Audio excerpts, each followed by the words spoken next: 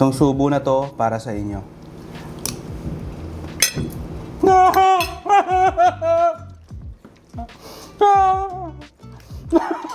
Guys, nauumay na ba kayo sa baka at baboy? Subukan nyo tong chicken karikatsu ala champa. Promise, masisira ang diet nyo.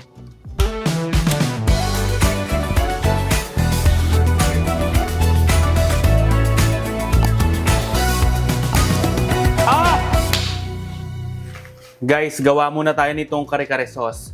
Napakadali lang nito at mabilis kaya kumapit kayo. Onion and garlic. Sauté nyo lang siya maigi.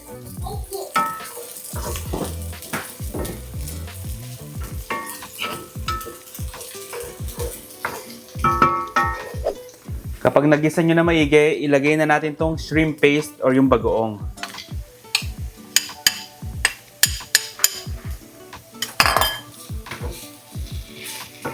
Ganun din guys ha. Gisahin lang din natin maigi. Okay, tapos ilagay na natin tong annatto powder.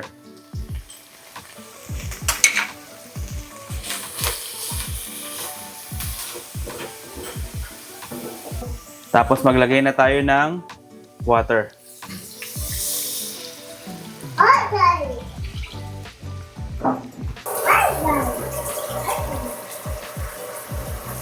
Hintayin lang natin kumulo to guys.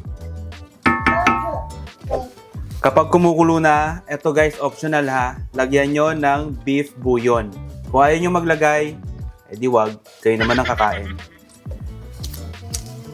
Tapos, ilagay nyo na rin yung toasted ground rice.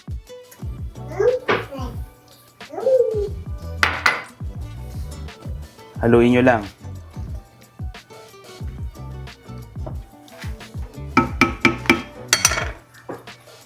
Tapos ilagay nyo na din tong peanut butter. Yung brand ng peanut butter, kayo nang bahala. Pero yung ginamit ko dito, yung Jif. Jif pa ba sa ron? J-I-F-F yun eh. J-I-F-F. Bahala na. Basta kung anong brand ang gusto nyo, yun ang gamitin nyo.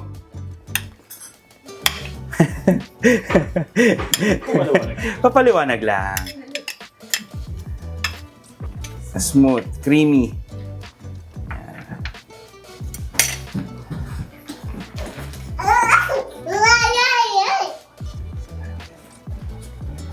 Tapos haluin nyo lang hanggang sa lumapot.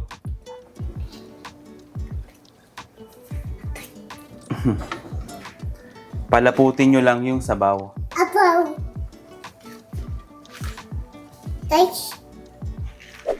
Guys, ito optional lang ha. Titirahin ko nito. Kung wala kayo nito, okay lang din naman. Malsi kaya to?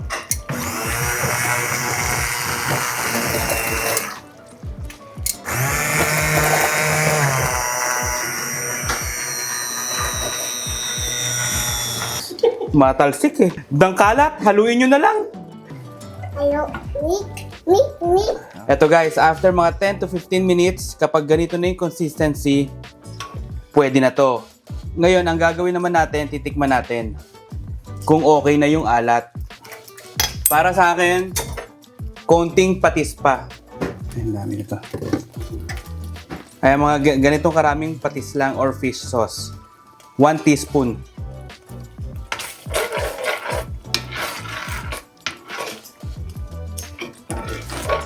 Pwede na to guys. Etong sa manok naman guys, chicken thigh yung ginamit ko dito. Boneless and skinless chicken thigh.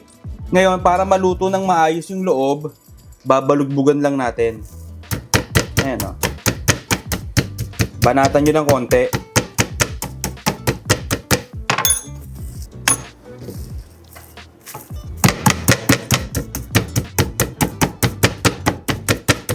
Okay, that's it. Ganun lang kasimple guys. Tapos, after nun, titimplahan na natin to ng onion and garlic powder, smoked paprika, salt, and ground black pepper. Tapos i-coat nyo lang maigi. Yan, haluin nyo lang. Okay. That's it. Ngayon, ibababad muna natin to. Habang nakababad to, magprito naman tayo ng mga gulay. Eto guys, mabilis ang prito lang to ha. Bok choy.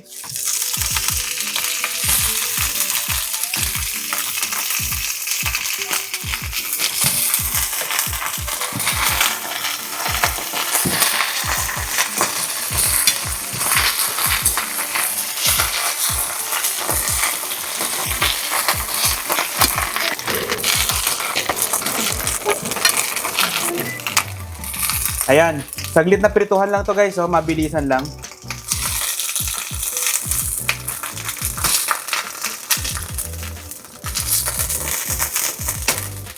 Tapos talong.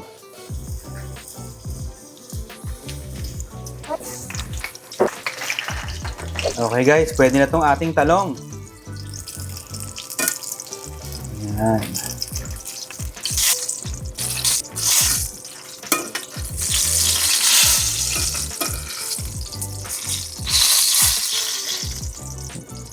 Lutuin naman natin ngayon yung chicken.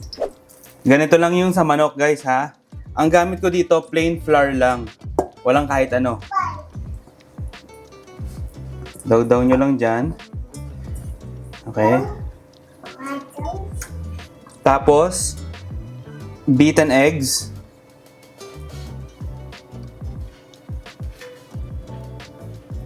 Yan no. Tapos panko, breadcrumbs. Ayan.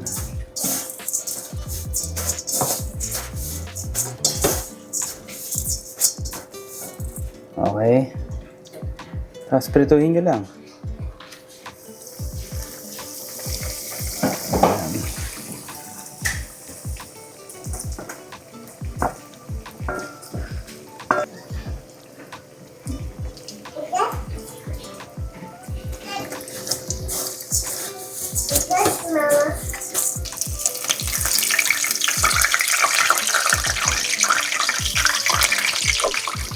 Ayan. Pag golden brown na, siguro niluto ko lang to ng mga 3 to 5 minutes bawat side. Pwede na to guys. Patuluin nyo ng maigi yung mantika ha. Lagyan nyo lang dyan.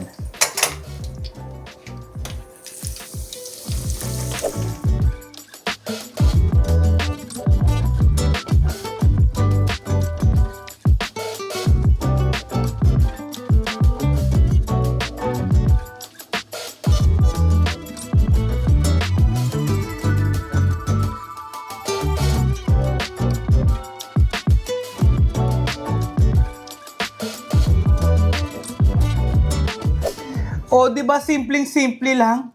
Napakadali lang gawin ito, guys. Eh, ano pa hinihintay nyo? Tirahin na natin to. Tingnan nyo naman to. Oh. Ang sarap. Grabe naman to. Napakalasa nung sarsa. Ah. Alam nyo, subukan nyo na to. Lalo na kung nauumay na kayo, panay na lang kayo baboy, panay baka. Subukan nyo tong chicken karikatsu. Ang sarap, promise. Ay, teka nga pala. Salamat nga pala sa mga subscribers ko dito sa YouTube at followers ko sa Facebook. Pati na rin sa TikTok. Mas mahal ko kayo kesa sa asawa ko. Para sa mga haters ko, sa mga nagsasabing sobrang OA ko, ito para sa inyo. Ayan, itong subo na to para sa inyo.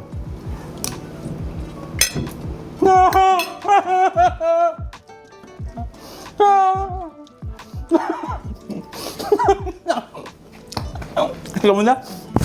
Ayan, para sa inyo yun. Yung ano nga pala ha, kung wala kayong toasted ground rice, tawag dito, yung bigas lang na normal, tustahin nyo lang, halu-haluin nyo, huwag nyo namang sunugin, tapos yun na, tapos dikdikin nyo, that's it. Napakadali lang. Kasi sa ibang sa ibang lugar, walang ganun eh. Kaya kayo na lang ang gumawa. O paano guys? Kung nagustuhan nyo tong video na to, i-like nyo na, syempre mag-subscribe na din kayo ha. at i-comment nyo yung mga pagkain na gusto nyong tsambahan natin. Basta lagi nyong tatandaan na ang luto, mas sumasarap yan kapag patsamba-tsamba lang. Kita-kita tayo next week ha. Paano? Kalimutan ko.